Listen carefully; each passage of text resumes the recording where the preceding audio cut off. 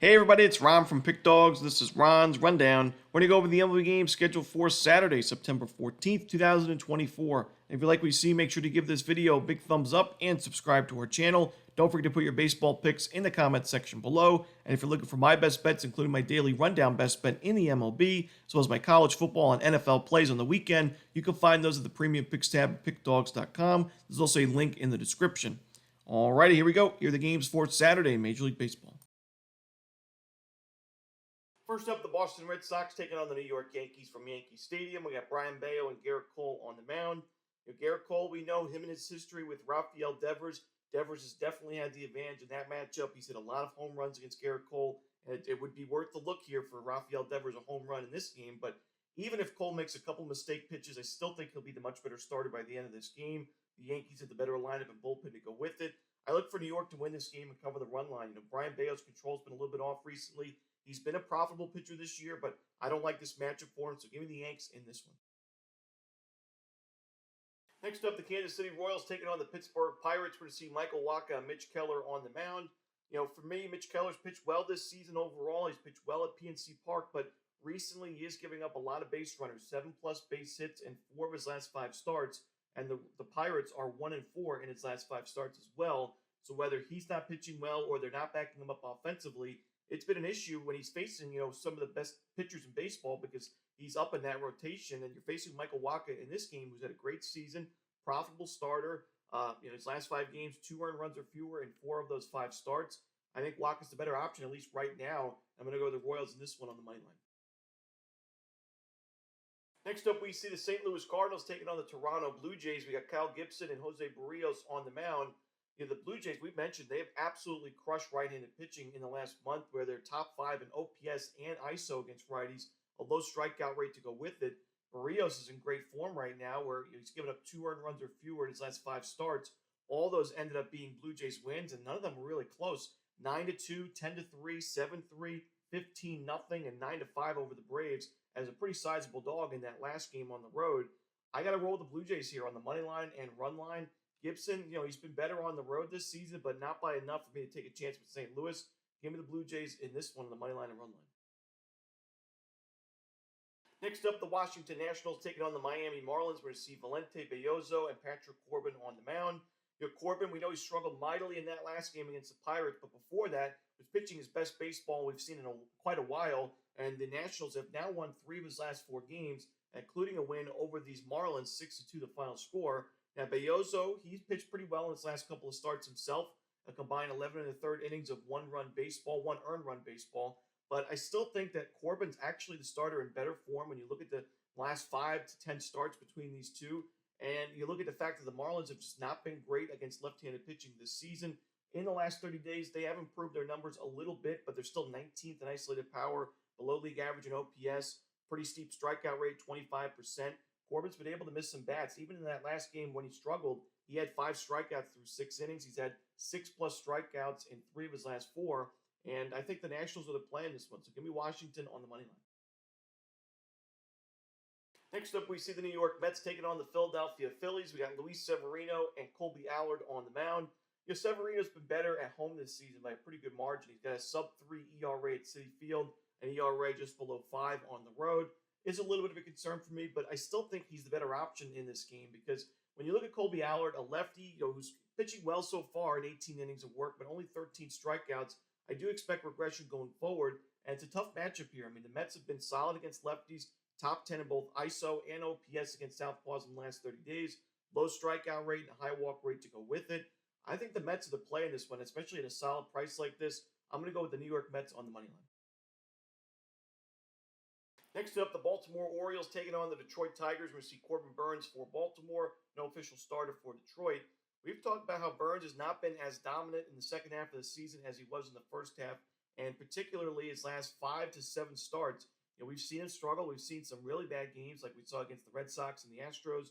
We've seen some, not as dominant starts like against the Rays where it was only 6 innings, a 2-run ball, but he only had 3 strikeouts, a couple of walks, gave up a home run, and 7 base hits to go with it. Ended up being an Orioles loss. And the fact of the matter is, somebody that's supposed to be the stopper of this rotation, the Orioles have lost 4 of his last 5 games. And when you see the Orioles as big favorites when Burnes is usually on the mound, it's tough to make a profit when you see these types of results recently. So for me, I don't love the fact that he's not missing as many bats, and I don't love the fact he's given up a lot of base runners.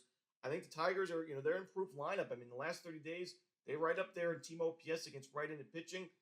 We'll have to see who the official starter is for Detroit. Their bullpen's been okay in the last month in terms of the expected numbers. I'm going to take the 1.5 runs with the Tigers and take them on the money line as well at Comerica Park. Next up, we see the Tampa Bay Rays taking on the Cleveland Guardians. We got Joey Cantillo for the Guardians, no official starter for the Rays. In his last start, we saw Cantillo go 7 innings of 10 strikeout baseball, only 1 run given up. And that was against the White Sox. Yes, it's one of the weakest lineups in baseball, but the Rays, in the last month, their strikeout rate's been steep against lefties. Their numbers have not been the best. So I think this is still a pretty good matchup for Cantillo. And I think the Guardians win this game. I think they have the better lineup, the better starter, and the better bullpen. Even though the Rays bullpen's quite solid themselves, I'm going to go with the Guardians on the money line. Next up, the Cincinnati Reds taking on the Minnesota Twins. We're going to see Nick Martinez and Simeon Woods Richardson on the mound. Woods Richardson, I think, is running out of gas right now. We've seen him his last few starts not really go deep into ball games. He's gone less than 5 innings his last 3 games. Good amount of base runners and earned runs to go with it in those starts, and not really missing a ton of bats. The walks have piled up as well. That's a concern for me, even though the Reds have not been a great lineup in the last month. I still think they'll be able to get to him. And then the question is, Nick Martinez, he's been very inconsistent as a starter recently. He had a great start last time out.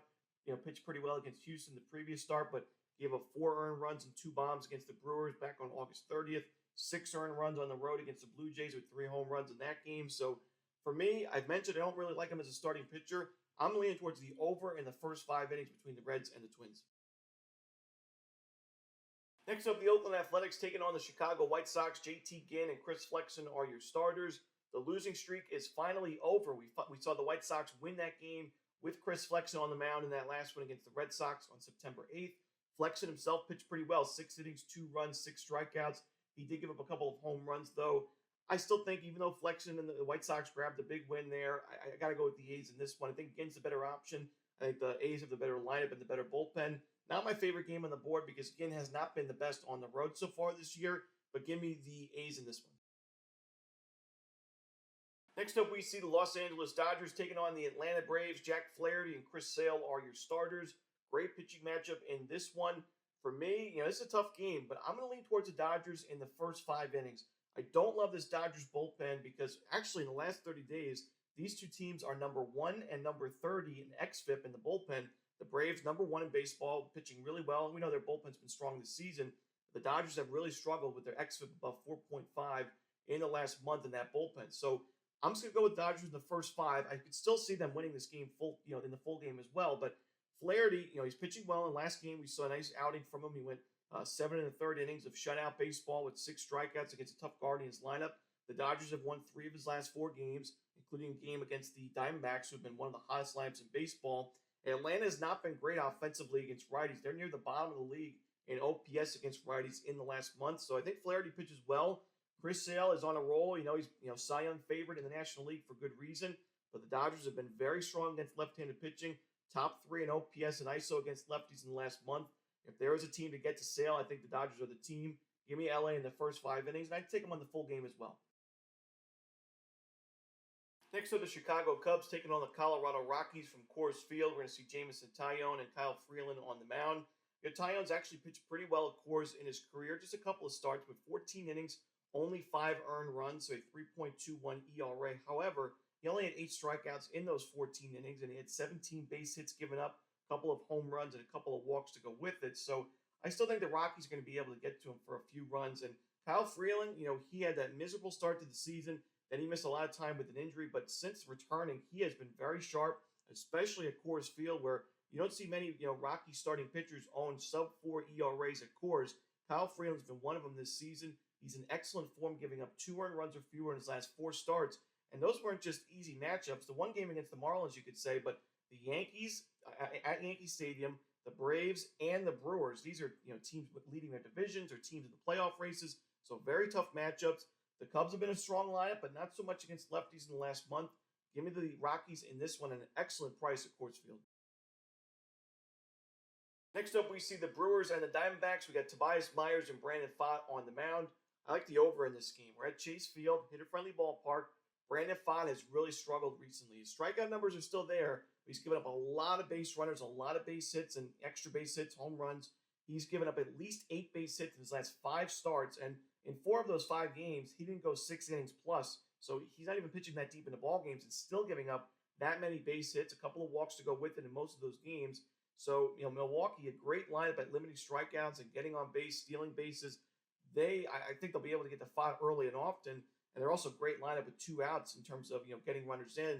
Tobias Myers, he's pitched very well this season, one of the best rookie starters this year, sub-3 ERA on the road this year. I think he'll pitch okay, but at the end of the day, this is at Chase Field, hitter-friendly park, where you got Myers has an expected ERA above 4. The Diamondbacks are a great lineup in the second half of the season, one of the best in baseball against righties. It's still a tough matchup for Myers, so I'm going to go with the over in Brewers Diamondbacks. Next up is San Diego Padres taking on the San Francisco Giants. We got Joe Musgrove and Mason Black on the mound. Both of these starting pitchers struggled against the opposition last week in that series at Petco, where Musgrove gave up 6 earned runs and 3 home runs in a loss to San Francisco, and Mason Black gave up 4 earned runs with a home run to go with it, and 4 2/3 against the Padres in a loss. So for me, when it comes to both of these starters, I think Joe Musgrove has the better chance of bouncing back because he was pitching really well up until that game against the Giants. He still was able to earn 7 strikeouts in that start with 4 1/3 innings of work, and I think he does bounce back in this game. I think the Padres have the better lineup and better bullpen to go with it. So I'm going to go with the Padres in this one on the money line, but not my favorite game on the board. Next up, we see the Houston Astros taking on the Los Angeles Angels. We got Justin Verlander and Tyler Anderson on the mound. This season we've talked about a few starting pitchers that have had pretty good, careers, and they may be returning from injury. Guys like Merle Kelly or Zach Gallen for the Diamondbacks, for an example, who were struggling here and there, but we said, I'm not really worried about it right now. Maybe fade them, for the next couple of starts, but we do expect them to get back to form, back to being that number 1, number 2 in the rotation at some point. And we see those starters now pitching well for Arizona. I'd like to say the same thing about Justin Verlander, who is struggling right now mightily, giving up 4+ runs in 4 of his last 5 starts. But he is 41 years old. This could honestly be what we're going to see from Verlander the rest of the way in his career. He had no strikeouts in 3 innings against Arizona in that last game, a blowout loss. The Astros have lost his last 5 games. For me, it's just really tough to have a lot of faith in his game, even against the Angels, who have been miserable against right-handed pitching in the last month. It's definitely a good matchup for him. If there was a spot to bounce back, put together, a breakout start, this would be the game. But for me, I'd rather just take the over, because even if Verlander pitches well, I still think the Astros can get to Tyler Anderson on the other side. So give me the over in Astros-Angels. Next up, we see the Texas Rangers taking on the Seattle Mariners. We're going to see Max Scherzer and Logan Gilbert on the mound. Speaking about Justin Verlander, here we got Max Scherzer now, who has battled injuries himself this season. He's also 40 years old, and he's pitched well this season with 3.89 ERA, but not as dominant as we're used to seeing from Scherzer when he was, one of the best pitchers in baseball. But for me, I got to go with the Mariners in this game. The Seattle lineup has improved against right-handed pitching. Gilbert's been very sharp at T-Mobile Park. I don't really love this first start back here for Scherzer since, July 30th. I got to go with the Mariners in this game on the money line at T-Mobile. And that's it. Those are the games for Saturday in baseball. Hope you enjoyed this video. If you did, don't forget to hit that like button and subscribe, and put those baseball picks in the comments section below. Again, if you're looking for my best bets, you can find those at Pick Dawgz Premium. As always, this is Ron Romanelli. Good luck.